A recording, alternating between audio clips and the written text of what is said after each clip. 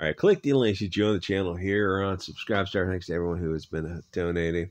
So the intolerance of the left, if you're not like terminally online in these comment sections, if you don't see it, you have no idea like how hateful and intolerant, prejudiced these people are. So this is the Mary Sue Princess Weeks talking about some new network, the Give AF network, the Great American Family Network, which is a Hallmark channel, I guess, changed its tune a little bit. They decided to take that left-handed path.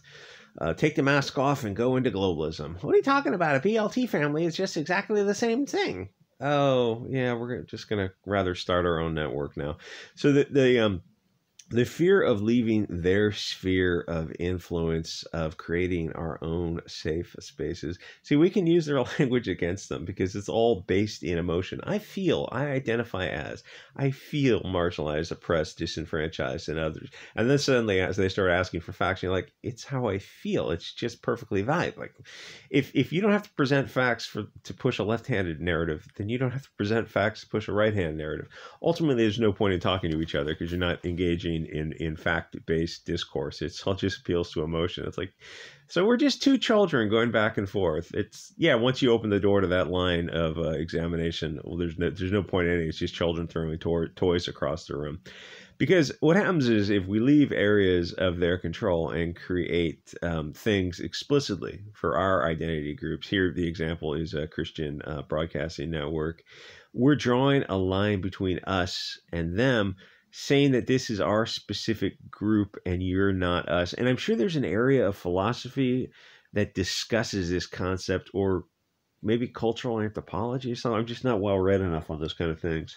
That concept of the only thing I can think of to liken it to is the concept of globalism versus nationalism, where you can think of globalists as like a radiating outward from the nucleus outward, radiating concentrically, like a starfish shape, and nationalists as a circle, and saying this is a discrete entity, and these are other discrete entities, and this line around us is to keep from your kind of corrupting influence of the softer, gentler, sinister path. So we have a belief system, a set of values. They don't share them, so this space is for this group, and this space is for a different group. That concept itself, keeping them out, terrifies them because then they can't influence the group from the outside. And I think this is the way to go. Create your own spaces and keep out people who would subvert and corrupt it. You just can't serve two masters. You can't be all things to all people. That's the concept of globalism. But it's really not globalism, because once they push that narrative and they get control and power, then all of a sudden the authoritarian dictatorship of the state steps up, and then suddenly it's like, oh no, well that was just to get us into power, and now suddenly all that stuff is BS, and you need to go work on the gulags. It's not a hyperbolic statement. If you read a little bit about Russia and China, it's the most brutal repressive systems on earth, and that, well, it'll be different this time. It's like you could say that about anything. So they form a network, Christian-based. So the non-Christians at the Mary Sue are outraged that Christians don't have non-Christian values. It's a concept of you can't serve two masters. Muslims, Jews, Christians all have their own spaces, but the media only focuses on Christians because they hate them. It's kind of, there was that Atheism Plus stuff that was like 8 years ago they were doing that. I used to love to troll them. Like, I can't help but notice you guys really focus on Christians. What about the Muslims and Jews? Can we, oh, no. Well, let's just deflect. Let's just deflect and go on to something else. But I really want to talk about those two groups. Not here. This is Atheism Plus. We need to push some kind of Bolshevik propaganda. But I really want to talk about, yeah, what happened to those kind of the most intolerant, insufferable people. They're so high on their own supply. So every other network is run by globalists and Satanists. OAN and GAF are like some of the few that are not actually run by demon people, that at least I'm aware of. Which like, if you're getting attacked, you're getting censored, deplatformed, attacked by these billion-dollar companies and the puppets of these billion-dollar companies, I mean, then you're over the target. You're catching anti-aircraft fire. So the shows on the network are for Christians. The idea that people have a different belief system to globalists makes them incandescent with rage. For Christians, Muslims, ethno-nationalists, Orthodox Jews, they all believe marriage, and probably Hindus too, there's just not a whole lot of them in America, is a binding of man and woman to join tribes to make babies. I mean, that's kind of an ancient human concept, at least in the West. Africa did things a little bit differently. It was kind of more communal. But we all view that as the right-hand path. Tribes, families, blood connections, and to even to say those kind of things is just like the globalist hears that and they go, oh no, you must destroy yourselves. Why? All I can say is the white pill now is that people are finally waking up to these machinations, these fomenters of discord, these people who grow the tall grass so snakes can slither. So I could go into their comment section and I could talk, but the hatred and intolerance coming from the left wing is something you got to see for yourself. You can get a little Discus account and get in there and start feeling them out. It's just instant ad hominem deflection. They will not engage because a lot of times these are a lot of these people, at least in the Mercy comment section, are not mentally well. They're unstable. So the reason left-wing, mostly women, are so angry is because they've been lied to by these parasitical globalists. Nothing is working for them or America, if you've been paying attention, because of the slow decline of liberalism and feminism, socialism, all those concepts. A single angry cat lady is mad at the world because she's been led to believe that being childless and alone is better than being a mom raising kids. Compare 1922 to current year. I suspect that the average woman was happier 100 years. Oh, she was so oppressed working for her family, as opposed to being a single cat lady oppressed by her boss. And at the end of her life, she'll have nothing to show for it. But I went to France and look at these great photographs that you share with other couples who have families. Yeah. You know, now that you mention it, it's actually not that cool. How many articles you have to, like, was that woman, she's like 35 or 40, and she's writing that article about how she let the love of her life escape because she thought the grass was greener, she wanted to travel, and it's like, you have a limited window of youth, and like, women are tied to their uterus. It is what it is. There's no way to get around that. It's like, if you want to have kids, it's the younger the better. You got way more energy to take care of kids at 20. Than you do at even a 30 or 40. So almost everything the left has pushed has resulted in low birth rate misery, where the single cat lady essentially marries the taxpayer. Women's magazines have pushed this glamorous image of a traveling single woman, and there was no system in place to stop that propaganda, because I guess that's what the fashionable people do. They want to stop that kind of propaganda that destroys lives and destroys a nation. Fair enough. So it's okay to look at these lizard people pushing the left-hand path and just call them out as demonic. You don't say anything in this YouTube comment section. I know you're busily writing these comments. Not even reverse spelling, dog whistles. YouTube knows it all, and it just gets the channel deleted. Yes, I'm talking to you. So what has been done to America in the past 100 years has set the world back, in my opinion, for 1,000,000 years, maybe forever. They started like, we'll just find another planet in the habitable zone that can support intelligent life over 5 billion years. Yeah, I think you're going to be searching a long time. Like, people don't seem to realize the precious gift we have with this planet.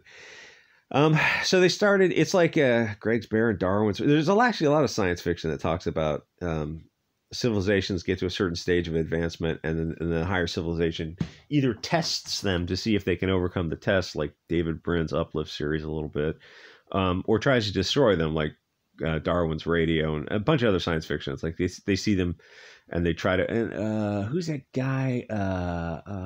Son of a bitch. McDermott or Omega, the guy who wrote Omega, Jack McDevitt or something.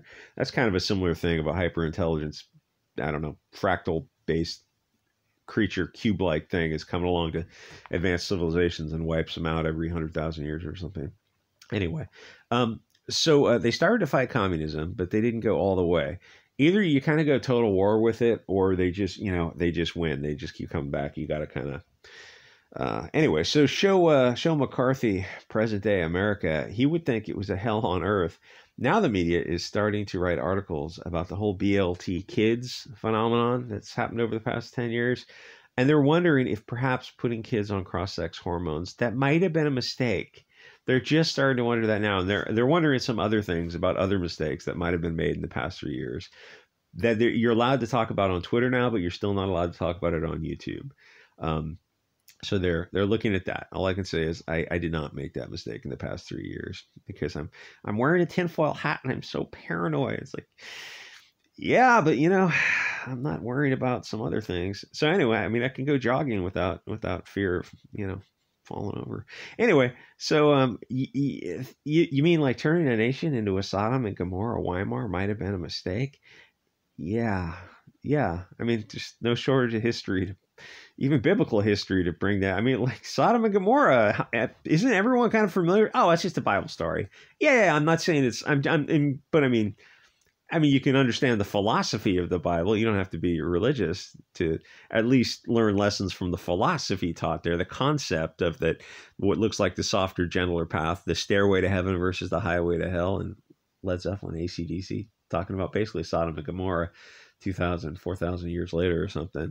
Or Weimar is like only 70, 80 years ago. It's not like, it's not like this history is unknown, this pathways that humans take when they lose a core dogma. But that's fashionableness. Is it possible that everything you've been taught about that subject has been a lie? Oh, like you're saying the media lies now? Yes, that's true. Isn't it true the media lies now? Yes. So isn't it true that it's probably likely that they lied in the past? Oh, I guess you're right. Anyway, so doing that to kids was probably a mistake. The left-hand path has no brakes. No brakes on that train. If it feels good, do it. That's a civilization that is going to create its own hell on earth. It's a nation turned into a commercial zone run by Google, Apple, and the banks, and not we the people. It turns out the Constitution was only a piece of paper, after all. So the Christians and other groups are trying to set up their own separate societies, and bully for them. They are a lot of liberal people. And, to be fair, if I had a few millions, I would be trying to set up a militia in a spiritual retreat in like Idaho or Eastern Oregon or something. Anyway, there are a lot of liberal people for spiritual refinement, attainment, aligning your third eye or something. There are a lot of liberal people who are kind of slowly noticing this slippery slope of liberalism, what it has created in current year. And they know it's time to reject the filthy permissiveness of the left-hand path, even if they're not full right-wing people yet. It's like, but they look at what's going on like, oh, maybe it's time to reassess our prior understanding. And that's when you're not following a religion, you're following science and logic, is when you can reassess everything you believe when you're presented with new evidence. You go, oh, I'm going to have to change. It might take a couple of weeks to change my mind on these things, but it's like, what would it take to make you believe something differently? Nothing. Well, then it's a religion and you're not following any kind of scientific method. There's no point in furthering the discussion. But if all that would take to change your mind is clear and compelling evidence to the contrary, it's like, well, then you're probably headed towards advancement. And to be on the left and realize like, yeah, this left-hand path, and you look around at what they're doing to the kids now, you're like, oh, so it seems like this all led us here. Like everything in the past, roughly 60, 70 years, that permissiveness, it all kind of led us to where we are now. Oh, kind of sucks. Can we just stop it here? See, that's the trick that a lot of people in the political middle of the bell curve think that, oh, we can just stop it here. You can't. You have to go in the other direction. You have to go to the right because the left is dragging the window to the left. If you try to stay still, they'll just drag people around you. You've got to drag people to the right. You have to go to the further right. Otherwise, the whole window gets dragged left. You have to go to the right. And if this Christian group wants to form their own tiny little network, like OAN has their own network, and other groups, other identitarian, in some small way, Commiesgate is kind of a version of that a little bit, or at least it's the concept of people creating their own space. Because I guess Commiesgate's a pretty good example of that. It's got to happen, and it's happening in other spaces also. On alt social media, people are kind of forming these identitarian groups and realizing, yeah, what the mainstream media, the government, and the mainstream social media all seem to be on board with this twisted. Even Andrew Yang was saying on Twitter, he said something like the right wing kind of is a little out of touch, but he says the left wing has lost its freaking mind. And you look at the left, it's like, because they're moving left. The right wing is trying to stay still, but it's getting dragged left. And you get on alt media and you find people who are trying to go way further right, which is what is necessary, because it's the only way to drag the window back is by getting either Christian nationalism or other type of identity. Don't say anything in the comments. Anything that kind of moves the window a little bit further back. And you can, like, once you get it to where you want, it's like the right doesn't keep going to the right. I mean, I know they can name like one example in history, but even like your understanding of that is like, did you learn everything about that from Hollywood, or did you learn it from books? Oh, I guess I should read some books on that. Yeah, it'll change your understanding of a lot of things. Like the left goes further left, the right doesn't go further right. I mean, you have examples of Russia, China, Southeast Asia, Central America, and with the atrocities of the left wing. But it'll be different this time. Yeah, I mean, that's about as much as I can say on that on YouTube. Don't say anything in the comments. I'm looking at you. And I'll see you guys on the next episode.